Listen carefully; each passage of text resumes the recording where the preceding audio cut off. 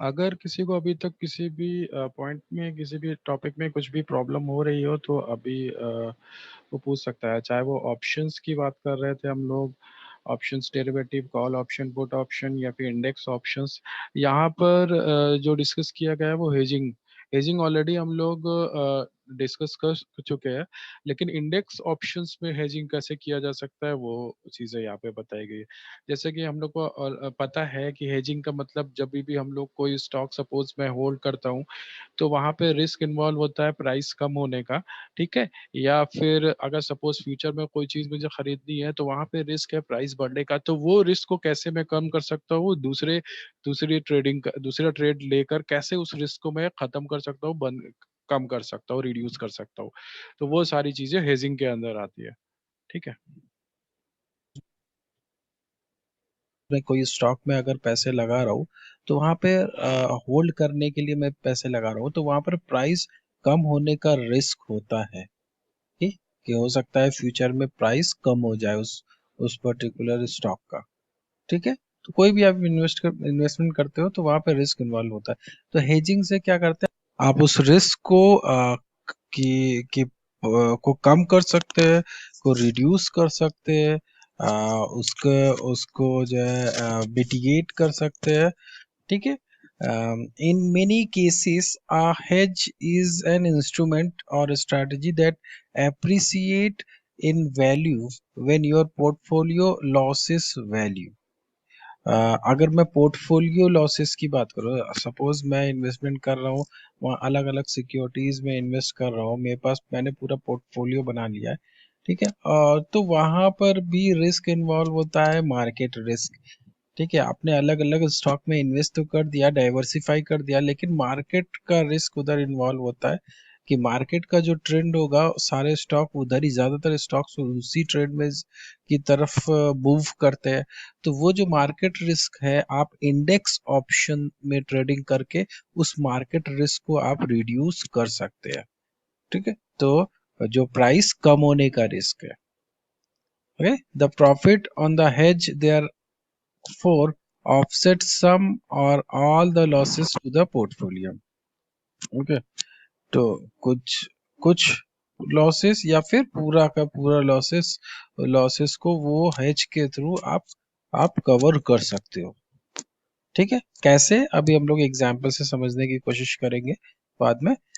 There are several different risk that can be hedged. कौन कौन से रिस्क है? Moreover there are many strategies to hedge these risks. Some portfolio hedging strategies offset specific risk, while other offset a range of risk. Okay.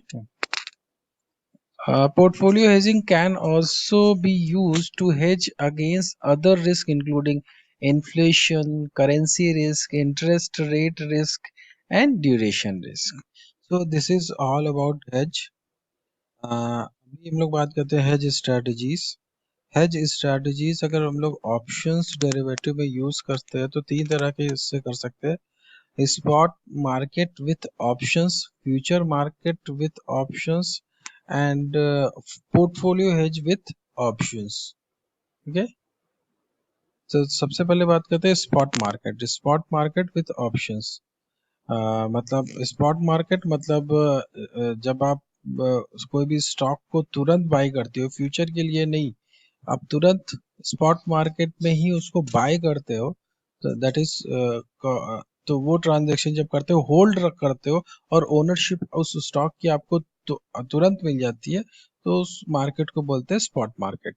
For example, mister A hold 500 shares at rupees 1200 rupees of uh, Reliance Industries and feeling discomfort due to quarter result which is not as per their expectations. तो अभी problem क्या हो रही है, इन्होंने stock ले लिए रिलायंस के और वो टोटल नंबर ऑफ जो शेयर्स है वो है 500, और जिस जो रेट है वो है 1200 रुपीज। अभी जो क्वार्टरली रिजल्ट्स आते हैं, सपोज रिलायंस इंडस्ट्रीज के जो है रिजल्ट्स उतने वैसे नहीं थे जैसी एक्सपेक्टेशन थी। ठीक है। तो अभी जो मिस्टर ए हैं इनको लग रहा है कि शायद प्राइसेस कम हो जाए, गिर जाए।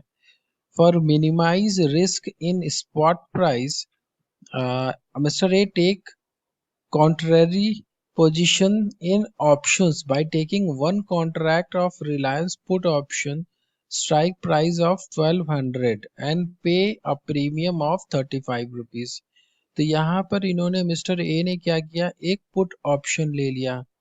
ठीक है, पुट ऑप्शन ले लिया जिसके लिए उन्होंने 35 रुपीज, एक शेयर के लिए इन्होंने प्रीमियम 35 रुपीज पे किया।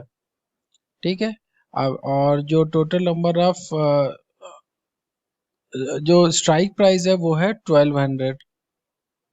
ठीक है, और टोटल नंबर ऑफ शेयर्स कितने होंगे, 500 शेयर्स, क्योंकि 500 शेयर्स इन्होंने होल्ड कर रखा है तो इन्होंने 500 शेयर्स के पुट ऑप्शन ले लिए। Now we analyse the scenario after 1 month. अभी एक महीने के बाद क्या होता है।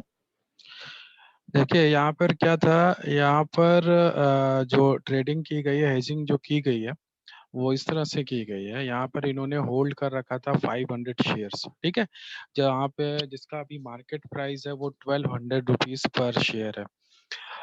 रिलायंस के स्टॉक्स इन्होंने होल्ड कर रखे हैं। लेकिन अभी इनको ऐसा लग रहा है कि क्वार्टर, क्योंकि क्वार्टरली जो रिजल्ट्स हैं वो रिलायंस के इतने अच्छे नहीं है जैसे होने चाहिए थे।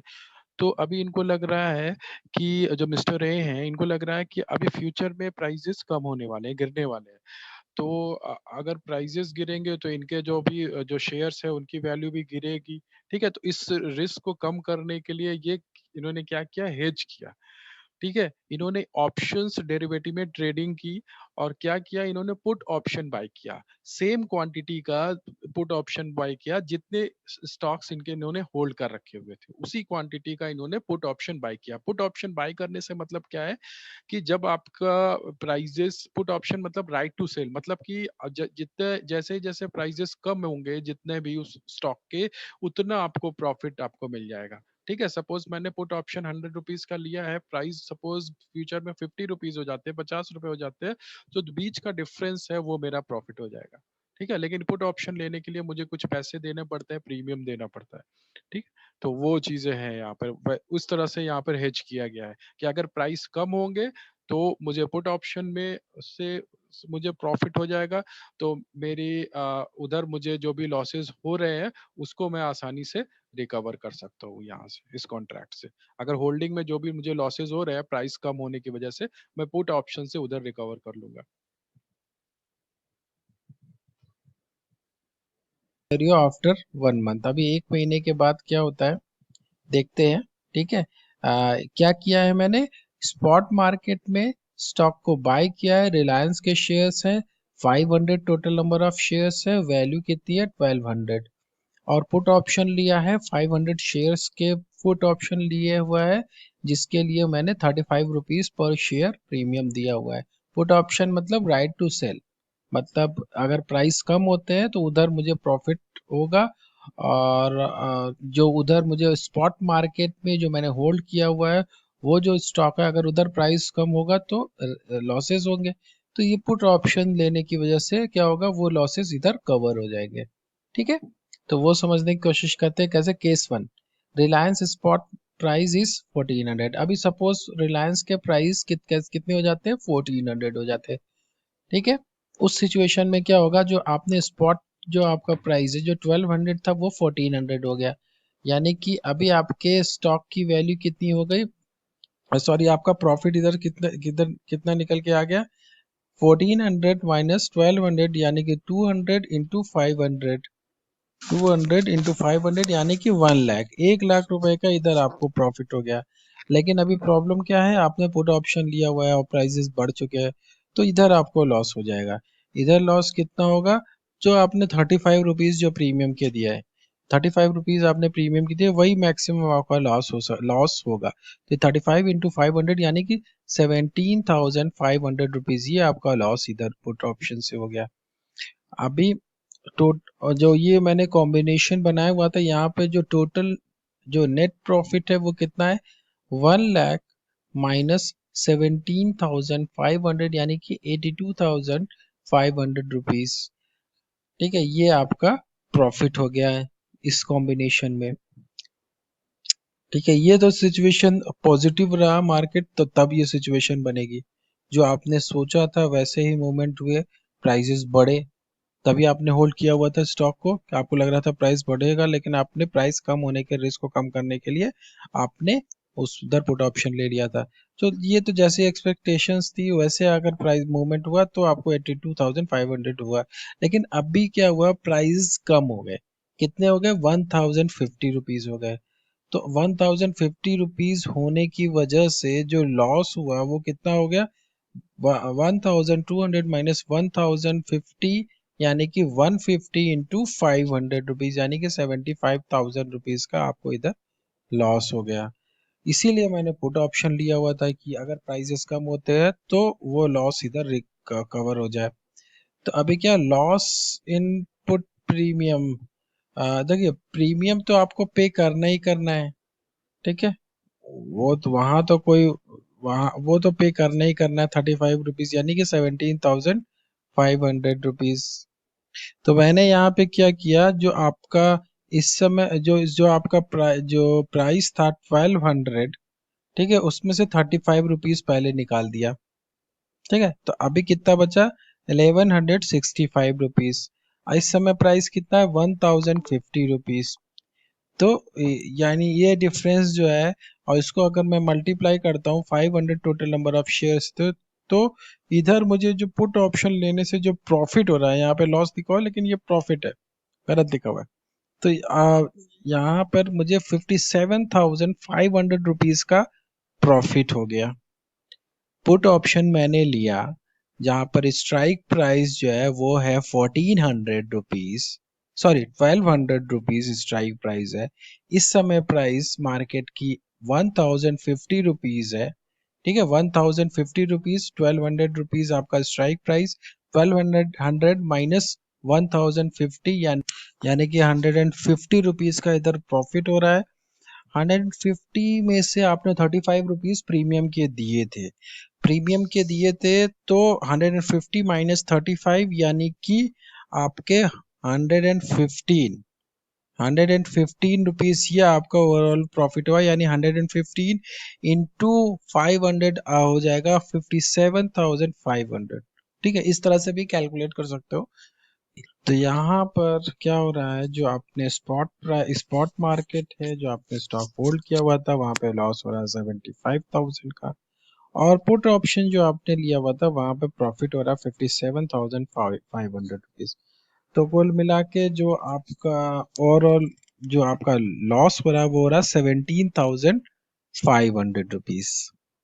ठीक है, लेकिन अगर मैंने ये पुट ऑप्शन ना लिया होता तो मुझे पूरा पूरा 75,000 का लॉस इधर हो रहा होता। लेकिन पुट ऑप्शन लेने की वजह से मैंने क्या किया, रिस्क को हेज कर दिया, रिस्क को कम कर दिया, रिस्क को रिड्यूस कर दिया, और उसकी वजह से मेरा 57,500 रुपीज का लॉस होने से बच गया, और मुझे केवल 17,500 रुपीज का ही लॉस हुआ। ओके,